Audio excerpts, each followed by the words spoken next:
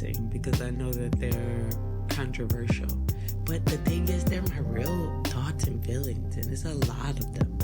And it's, I don't know, that's going to be an interesting journey because I'm finding my voice.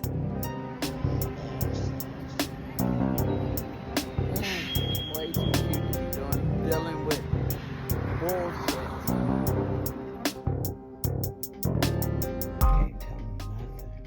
I am the Muse, and I am very excited because I am starting a new project here on YouTube, on my new YouTube channel.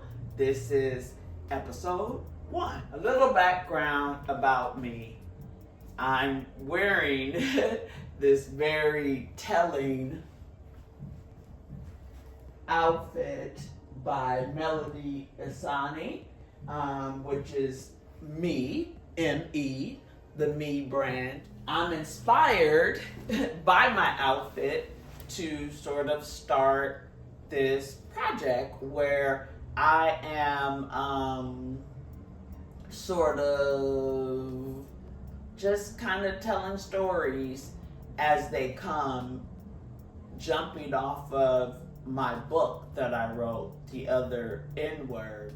Having done that, it made me realize that I am not a writer in the sense of wanting to put out books and have an editor and have it be perfect and this many people change it and all that. No, I'm an oracle. Hey, I'm just going to start. So 1972 is the year my sister LaWanda Lorraine Hawkins was born, and we are from Los Angeles, California,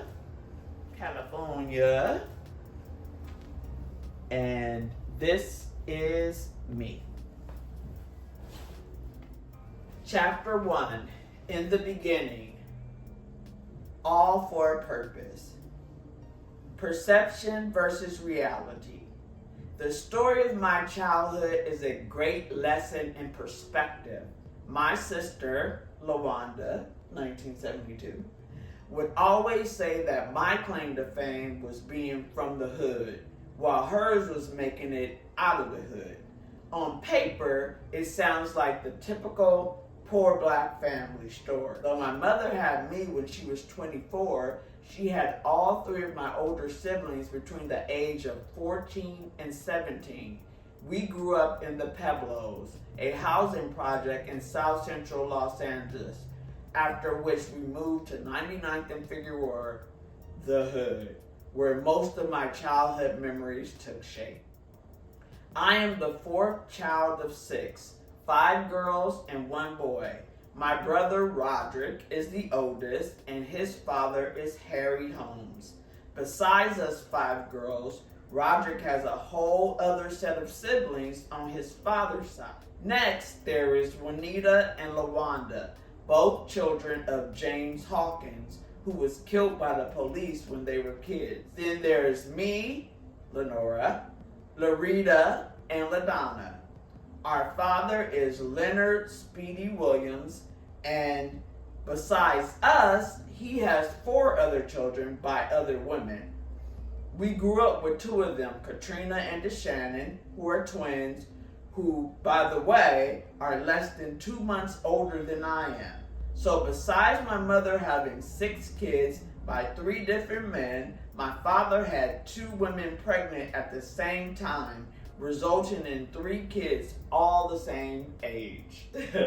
So that is the beginning, and it's a mouthful. I will pause here to sort of think about what it was to grow up, with in my household, we call our house 408, we're Team 408. So our address was 408 West 99th Street. And it just was like our little bubble.